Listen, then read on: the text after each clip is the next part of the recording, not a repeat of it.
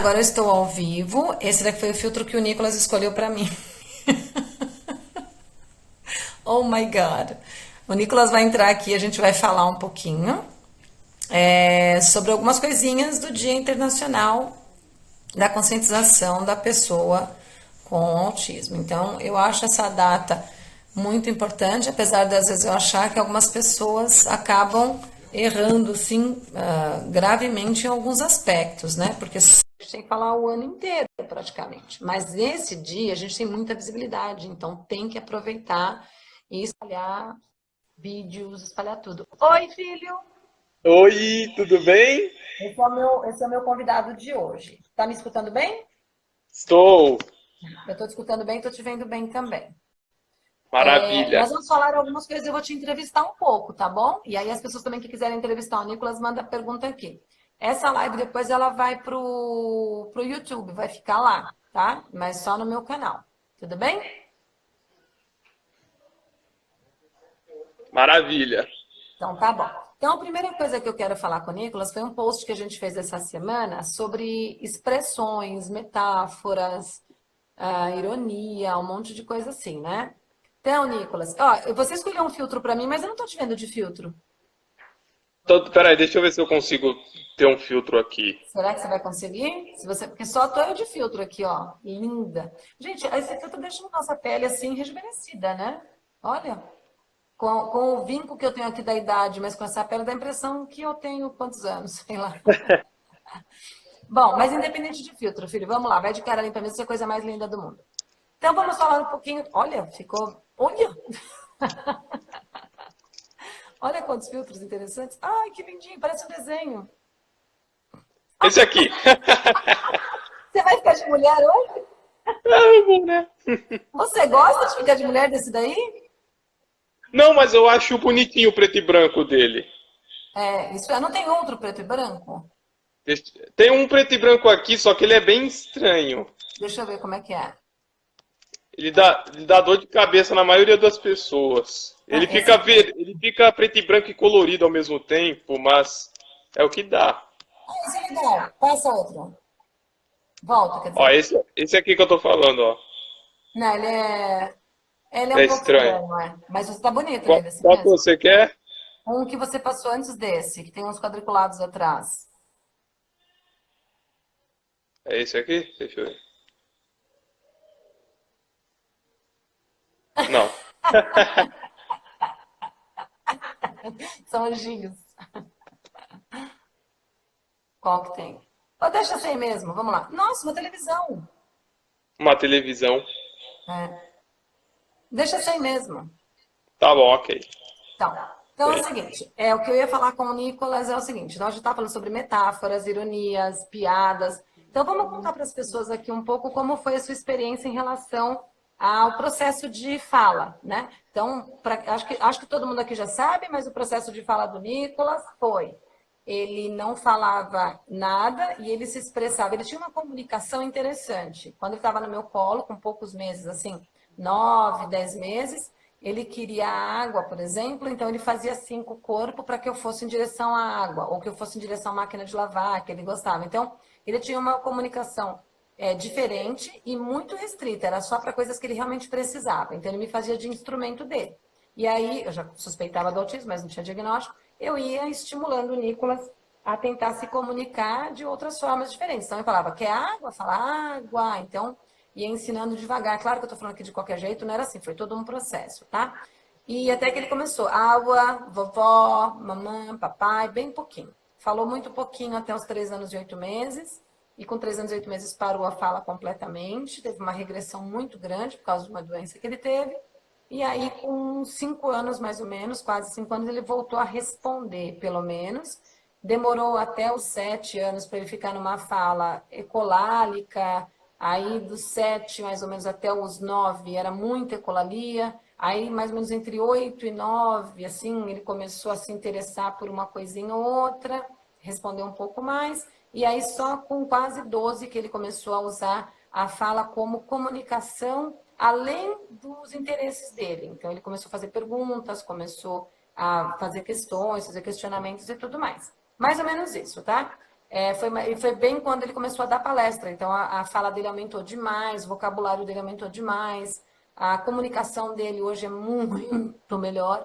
Mas ele teve um monte de dificuldade em entender metáfora, brincadeira, tiração de sarro, ironia, sarcasmo e assim por diante. Resumiu.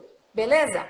Nicolas, quer falar um pouco sobre esse processo? Você lembra de alguma coisa? Seja bem honesto, tá bom? Eu sei que às vezes Tá. você é forte.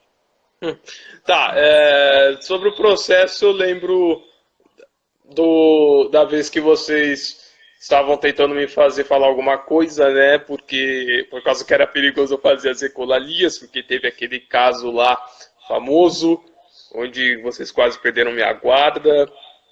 E também teve os jogos de videogame, não poderia deixar de faltar isso também, entre várias outras coisas.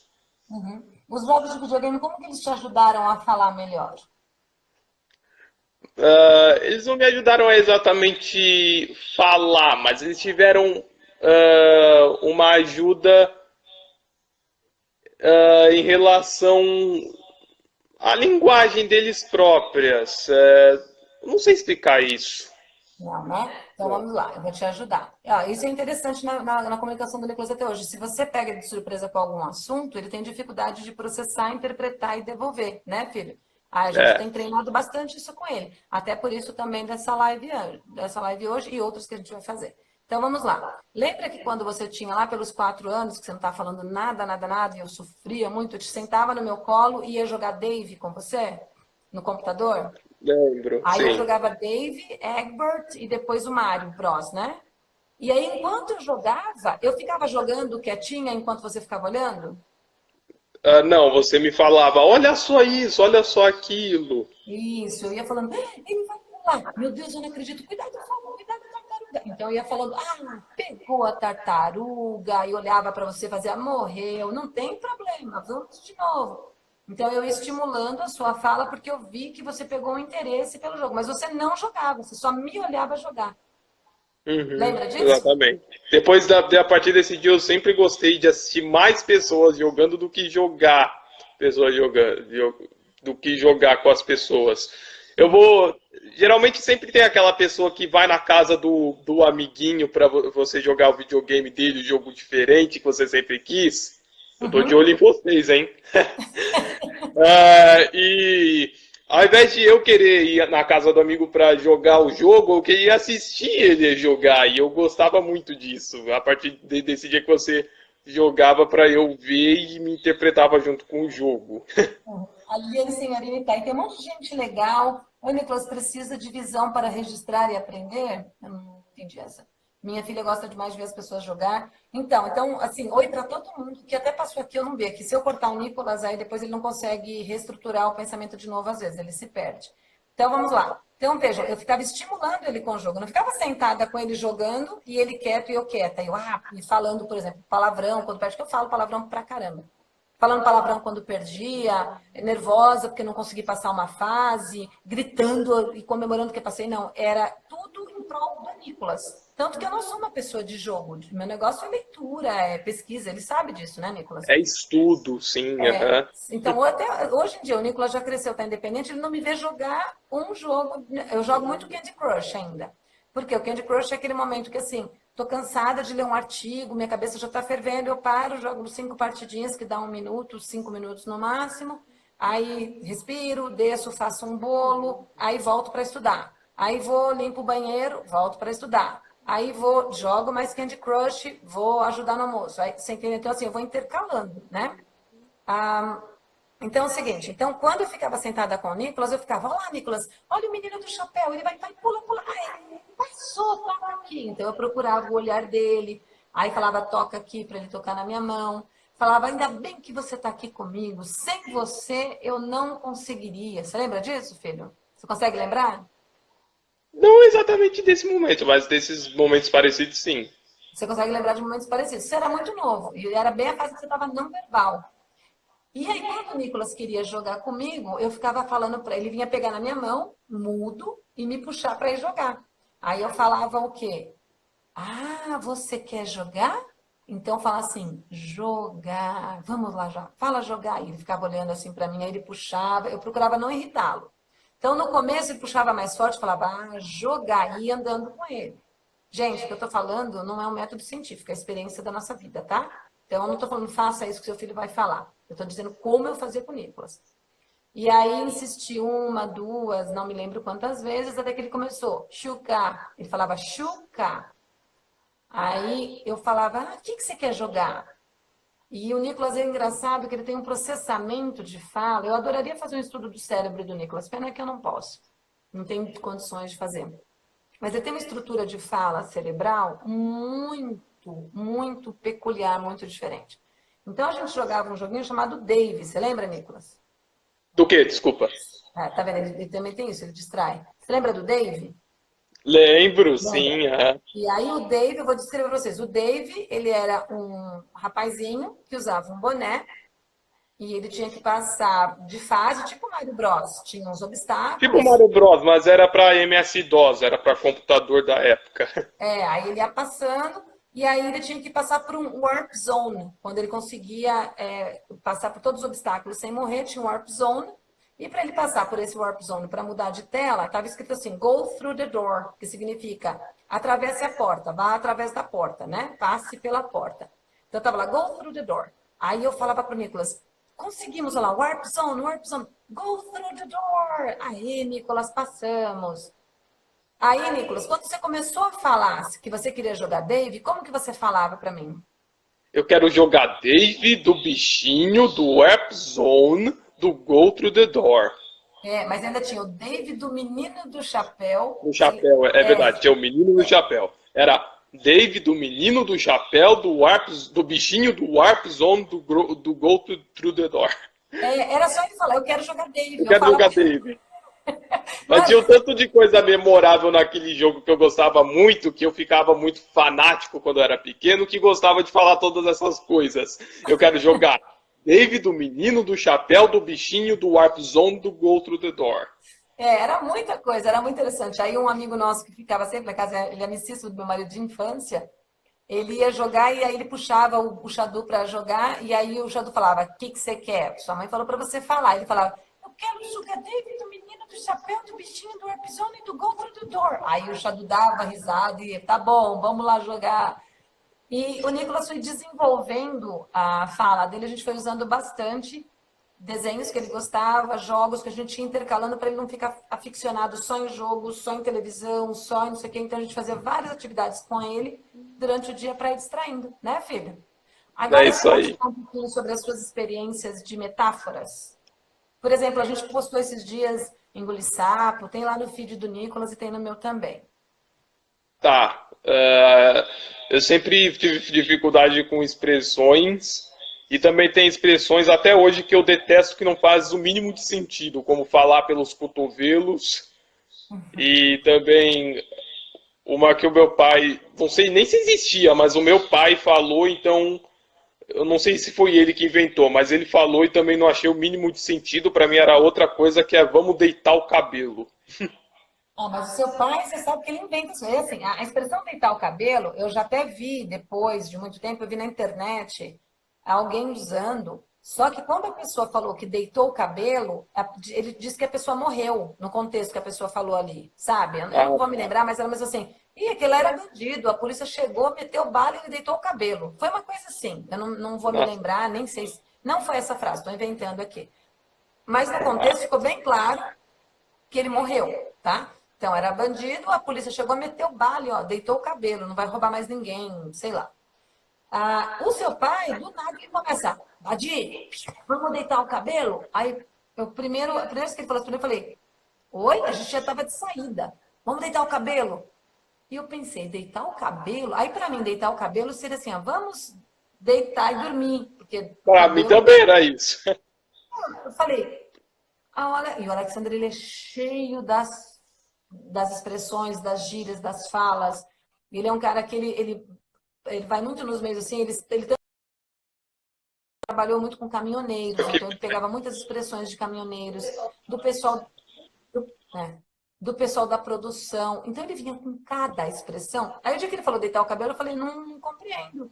Aí ele, vambora, entra no carro, vambora. Eu falei, então fala, vamos embora. Então, deitar o cabelo é horrível, filho. Tá, ok. Já deu para perceber. Mas e falar pelos cotovelos, tudo bem que você não goste, mas você já entende. O É, sim. que que significa? Quer dizer, falar muito. Isso. Mas a boca nem passa perto dos cotovelos. Aí E a eu gente nem fico consegue tentando achar. lamber, né? É, ele Só o consegue primo. lamber também. O seu primo consegue, né? É, ele Felipe. consegue. Eu não. Você consegue?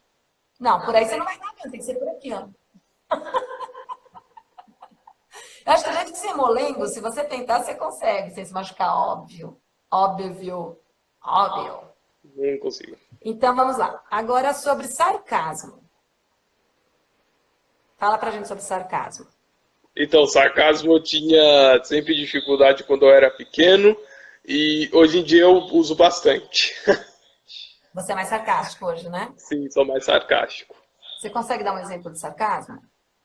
Não, mas eu lembro de que eu já usei várias vezes, mas foram tantas vezes que eu já esqueci. Uhum. E quando eu falo assim pra você, porque às vezes você cai nas minhas, né? Você faz uma bobeira, eu falo, ei, Nicolas, parabéns. Aí você fala, ah, muito obrigado. Parabéns. Você tá sendo sarcástica? Tem dia que você ainda cai, ainda é mais difícil, mas você ainda cai, né? Uhum. Bom, hoje, nesse momento, a nossa live é sobre isso, é um pouco sobre expressões, quando a pessoa está sendo cínica. Ah, você sabe que a diferença de uma pessoa estar sendo cínica? Porque em inglês, inclusive, quando você é cínico, é porque você não crê em alguma coisa. E aqui no Brasil, a gente confunde muito uma pessoa cínica com uma pessoa sarcástica, né? Você tem noção, Nicolas, da diferença de cinismo e sarcasmo? Não, Oi, né? desculpa. Você tem noção da diferença entre cinismo e sarcasmo? Não, né? É, depende. Não, não sei. Não, porque fica meio sinistro mesmo, entendeu?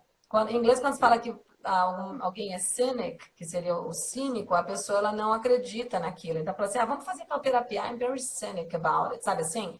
Eu não acredito muito nisso, eu sou cínico em relação a isso. E aqui no Brasil, eu cresci muito com a minha mãe falando assim, eu falava assim, eu já fiz ela, mas é muito cínica mesmo. Então, a gente tem um contexto aí meio diferente, né? Bom, vamos terminando? Eu gostaria, Nicolas, que você deixasse um conselho para as mães aqui em relação a estímulo da fala e tudo mais. Eu vou deixar a minha fala já, que é o seguinte: mães, cada criança tem um quadro fenótipo e genótipo diferente. Então, cada uma tem a sua genética específica e cada uma tem seus traços específicos. Um autista não necessariamente vai ser idêntico ao outro. Aliás, não é um idêntico ao outro. Então, então a Anitta levou o Nicolas no carrossel, eu vou levar o meu filho no carrossel que ele vai falar. Não é isso. Era o ambiente que a gente estava que proporcionou que eu, levando o Nicolas ao carrossel, eu sentisse que ele voltaria a ter interação. E aí comecei com os jogos, com os filmes e consegui recuperar a fala do Nicolas. Lembrando que o Nicolas tem 21 anos e lá atrás a gente não tinha terapia nenhuma. Tem até uma pergunta, o Nicolas fez alguma terapia específica? Não tinha terapia na época, não tinha conhecimento de autismo no Brasil, tá? Então, as coisas que eu fiz com o Nicolas foram na base da tentativa e erro, e lendo o que eu conseguia achar na internet, sempre em inglês, porque em português não tinha nada. Era só assim, o autismo é muito definitivo, não fala, não se comunica, tem um mundo próprio. Eram informações bem picotadas e bem, a gente sabe que hoje não verdadeiras, né? Então, cada criança tem o seu jeito de ser. Tem crianças que têm apraxia da fala. A gente vai até deixar um link aqui depois sobre... Já tem no meu... Acho que no meu... Como é que chama? Esqueci. No meu feed, se eu não me engano, ou no meu stories, um negócio sobre um app que está saindo para poder ensinar crianças com autismo a ler com apraxia da fala. Então, ensina a fazer os movimentos. Não foi eu que fiz, foi o pessoal da Educ 360. Entra lá, @Educ 360. Educ, EDUC 360, tudo junto. É muito legal. Na Neuroconecta também, se vocês forem lá na página da Neuroconecta, @Neuroconecta, vocês vão ver um monte de artigos muito interessantes de autismo no geral e muitos batem bastante em fala, em desenvolvimento da fala e tudo mais. Então, tentem fazer sempre o melhor possível para o filho de vocês, entendendo que alguns terão mais dificuldade de fala, outros terão menos dificuldade de fala, mas que a comunicação acaba vindo com o tempo. Alguns autistas, eles começam a falar com 30, 40 anos de idade, porque as intervenções começaram a ser feitas tardiamente também, tá? Então, procurar fazer o melhor por eles, estímulos sempre com a voz muito calma e sempre criando atividades que não os esgotem, tá? tá bom? Nicolas, deixa um recado pessoal? Sim, deixo. Queria pedir para vocês, mães e pais de autista também que estiverem assistindo, para nunca desistirem dos seus filhos e para sempre estimularem eles de uma forma muito delicada, assim, obviamente, mas também não tão delicado assim. Tipo, falar em tom muito. Como é que eu posso dizer isso? Não falar em tom muito infantil, digamos assim, dependendo da Voz idade. infantilizada, É, voz infantilizada, isso, obrigado.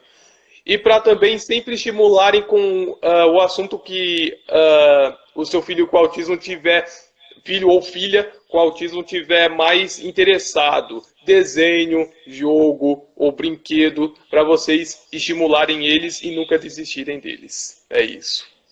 E lembrando que todos os autistas são diferentes, então não é porque seu filho não está falando que você não o ama, que você não está se esforçando o suficiente, né? Pode ser que ele tenha mais problemas, mais comorbidades aí envolvidas que estejam impedindo essa fala. E claro, a gente não pode desistir nunca. Parabéns, filho. Eu vou te chamar Obrigado. ao longo dessa semana para a gente fazer muito mais coisas para poder ajudar as pessoas que estão em casa, já que a gente não está conseguindo dar palestra para ajudar as pessoas. E a gente vai dividir tudo por assuntos, tá bom? Tá, Muito ok. obrigada por assistirem. Essa semana não percam que a gente vai falar sobre coronavírus com o doutor Paolo Zanotto, da USP, um virologista maravilhoso.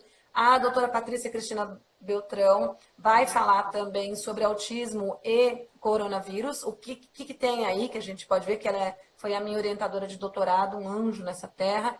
Tem outras pessoas bem de peso aí que vão vir falar para poder dar informações verídicas para vocês. Essa live vai ficar no YouTube depois e a gente vai sempre fazer, eu vou chamar o Nicolas aí de surpresa para fazer, a gente vai falar sobre as nossas experiências e também sobre fatos científicos, tá bom? Depois eu vou falar sobre autismo regressivo, vou falar sobre nutrição e autismo, sobre a aba, sobre educação inclusiva, sobre escola especial, a gente tem um monte de assuntos, sexualidade, a gente tem muita coisa para falar com vocês. Um beijo, gente. Beijo, tchau. Tchau.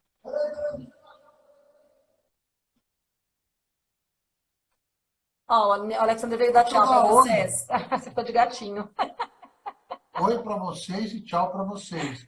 Agora eu vou embora que eu vou deitar o cabelo. Ai, meu Deus, tchau. Tomara que ele não morra, né? Amém.